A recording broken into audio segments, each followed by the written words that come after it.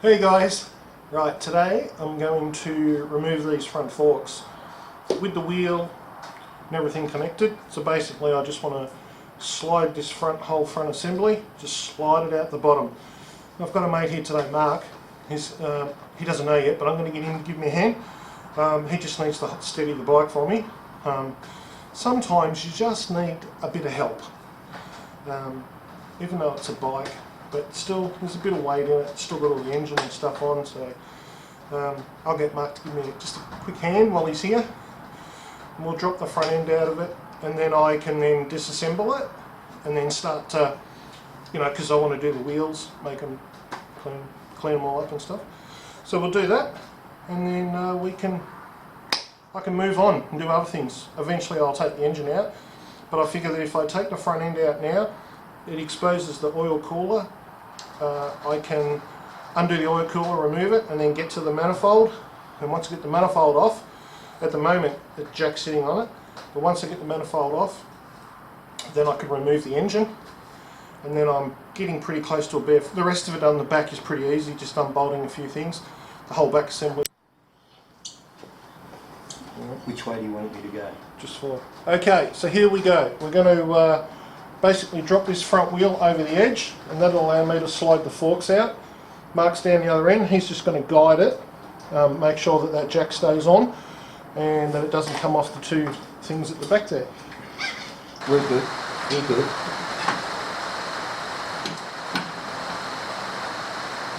Okay.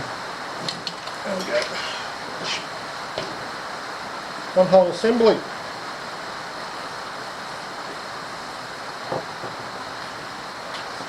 Okay, now, how does it feel on there? Oh, it feels alright. Yep, that's it. Wasn't too bad. Okay, I'm just working on the throttle cable. I need to get it off because, just to keep it separate from the motor. Oh, there we go. That's popped out. I think there it is.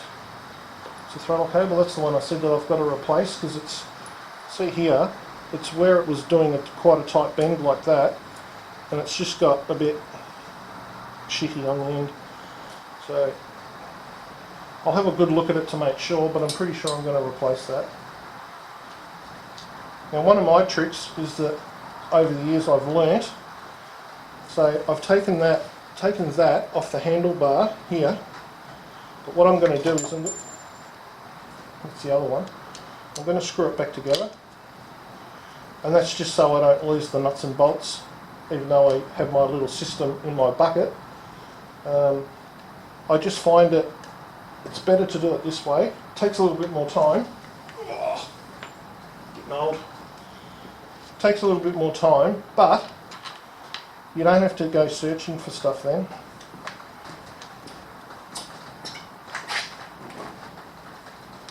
Alright, I have disassembled all the front brakes. On this particular bike, I don't know if they're all like it, I can't remember, I don't think they are, they're a bit different. But on this particular bike, I have actually disassembled the two discs, the two brake calipers. There's the valve that goes in, it comes in splits, goes into the two, and all the handlebar mechanism, so the front brake is there. All that's just push the pistons in there.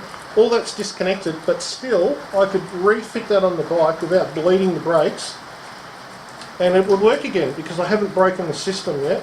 I probably will do, because I want to change the fluid. But other than that, there it is there. You can actually remove the whole lot. It's a bit heavy. You can remove the whole lot and take it off, clean it, put it back on again, without actually interrupting your pressures in your brakes. That's pretty cool. Haven't seen it before like that, so that's good.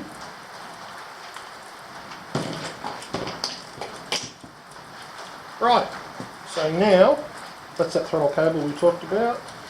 I'll put that through here for the moment to get it out of the way. Probably try and leave that on the motor when I take it out, and then I'll take it off.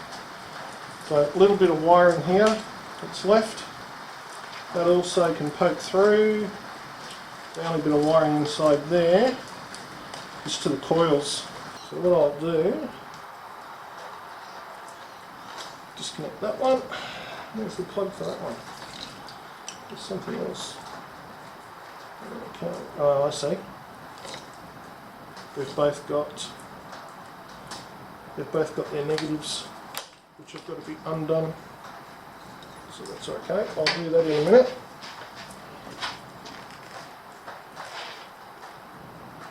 Just checking the head stem.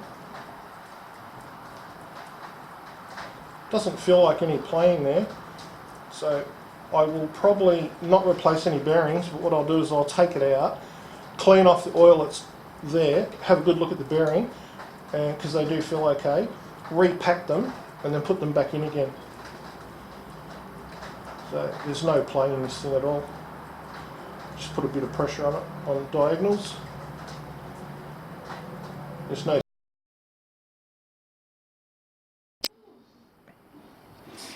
Hey guys, just come across a bit of a problem, and it's one that's been caused earlier on in its life, and that is someone has done these up either too tight and they've basically stripped the inside of that out. You probably can't see it too well, but they're a little bit flogged out on the inside now. I can actually see, if you look over the other side, you might be able to see the cut marks. There's some cut marks there where they've used a screwdriver or a chisel or something to try and get them off and on.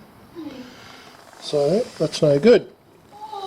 So I will use one of these tools, which has an opposite thread on it, and put that in there.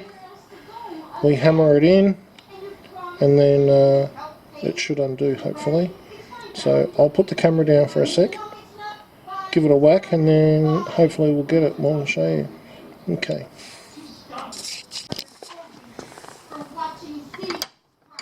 Alright, so we got this one in, and basically this is one of the few things I use one of these on, but I've actually cracked it now, so I know it's loose. So basically it just, there's those marks I said about. Oh, where are we? See the marks in here? So someone's chiselled it. So that'll come out. And then we'll go to the back ones. There's a couple, one there and one there. So we'll do those ones and see how we go. Okay, I got them all done. So now they can just wind out. And then I will get some similar sort of bolts. I don't think they're anything too special, but I'll get like a dome head bolt. Hopefully with an Allen key. I've got normal ones here that I could use, but I'll try and replicate the exact same thing that was there before. So yeah, okay. Just one of the little things that have cropped up so far. It's been really good. Most of the things have been really good to get out, undo. So that's the first really major one that has been a problem. Alright guys, we are looking at the front discs. So I've removed them from this wheel. And you'll see that they're pretty dirty. And they're getting a bit shiny as well on the actual disc face. So I'll put these in the bead blaster. I'll do one and then I'll show you the difference when they come back out. So I'll go and do that now. So here we have the difference between not sandblasted and sandblasted. I do this part here. Some people say, oh, why'd you sandblast that? Makes absolutely no difference. It cleans out the disc. It actually takes that shiny patch off them. And I find that once you put new pads, this will have brand new pads on it. So once you put new pads on that, it actually lets the pad, any little grooves and stuff in this here, the pad will then go into that and it will give you a nice smooth pad again. So that's what they look like when they come back out. Okay guys, I've got to the point now where I haven't undone all the engine mount bolts, but I'm getting pretty close.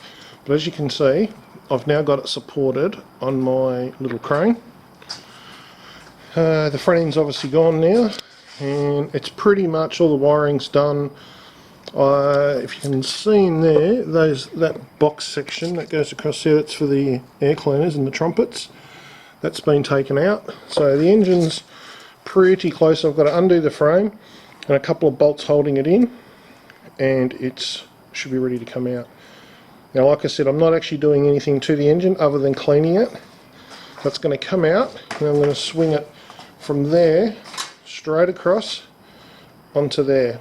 I'll get Trish to come and help me do it so it doesn't strain me too much, but they're not very heavy, so under 50 kilos this motor, so it's not that heavy, but it is, you know, still a motor. So yeah, so that's what we're up to. Hey guys, back again. Right, we got it out. Well, I say we because I had to get Dave to come around and give me a hand to get it out. It was just a bit heavy, and it was also awkward to get out. You've got to sort of lift them up and twist them and turn them to get them out. So between the two of us, it popped out quite easy. But on your own, it was a bit of a nightmare. So, stand back a little bit. We've pretty much just got a frame now. A little bit of wiring here that I'll just take off, just a couple of clips, and I'll take that off. And then I'll take the frame outside, give it a good steam clean or big good bath, because it's not very heavy now. And here's the motor. Don't know what's in there. This is the famous 750 with the slingshots, which relates to the carburetors. So yeah, we're getting there. It's going a bit quicker than I thought, which is great. Means I can, once I get to the painting side of it, you have to sort of slow down and just do it, you know, not properly, because I want to do it properly anyway, but you've got to be meticulous. Everything has to be cleaned and, you know, undercoated at the right time and all that junk, painting stuff. Yeah, so